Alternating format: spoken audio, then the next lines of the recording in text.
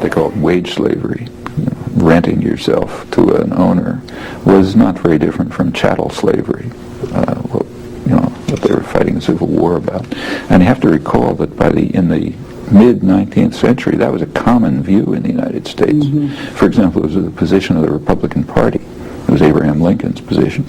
It's not an odd view, but there isn't much difference between selling yourself and renting yourself. So the idea of renting yourself, meaning working for wages, was degrading. It was just an attack on your personal integrity. And they despised the industrial system that was developing, that was destroying their culture, destroying their independence, their individuality, constraining them to be subordinate to masters, there was a tradition of what was called republicanism in the United States. We're free people, the first free people in the world. This was destroying and undermining that freedom. This was the core of the labor movement all over, and included in it was the assumption, just taken for granted, that those, I'm quoting, those who work in the mills should run them.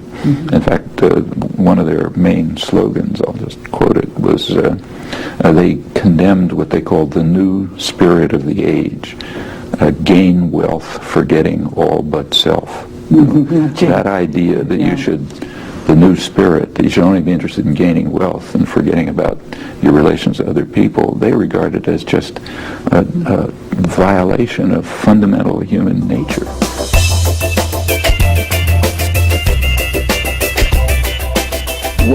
What is your notion of legitimate power? Under what circumstances is power legitimate?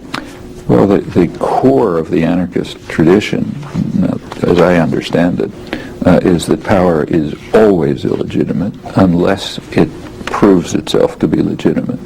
So the burden of proof is always on those who claim that some authoritarian hierarchic relation is legitimate. If they can't prove it, then it should be dismantled. Can you ever prove it?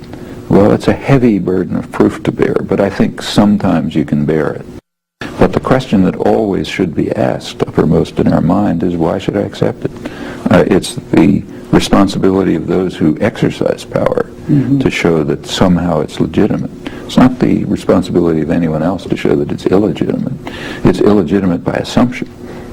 If it's a relation of authority among human beings which places some above others, and that's illegitimate by assumption.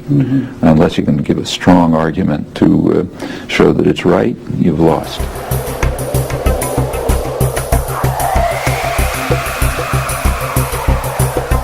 It's kind of like the use of violence, say in international affairs. There's a very heavy burden of proof to be borne by anyone who calls for violence.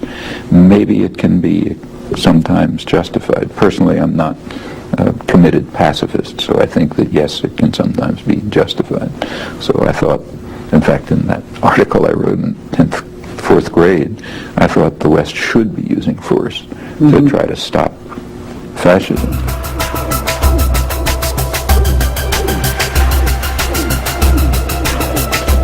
You're a libertarian anarchist, and when one hears that in the way issues are framed in this country, and we know why there's often so many misperceptions because of things that you've written, help us understand what that means. In other words, it doesn't mean that you favor chaos or no government necessarily. Well, remember, the United States is sort of out of the world on this topic.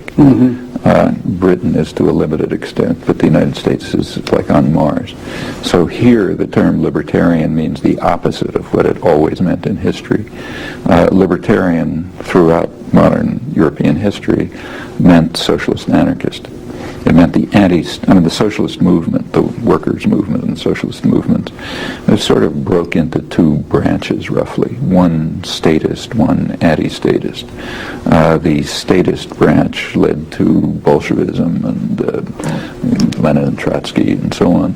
The anti-statist branch, which included Marxists, left Marxists, Hancock, Rosa Luxemburg, others, it's kind of merged more or less into an amalgam with a big strain of anarchism into what was called libertarian socialism. So libertarian in Europe always meant socialist. Here it means ultra, Ayn Rand or Cato Institute or something like that. But that's a special U.S. usage having to do with a lot of things quite special about the way the United States developed, and this is part of it. There it meant, and always meant to me, socialist, anti-state, the anti-state branch of socialism, which meant a highly organized society, completely organized, nothing to do with chaos, but based on a democracy all the way through.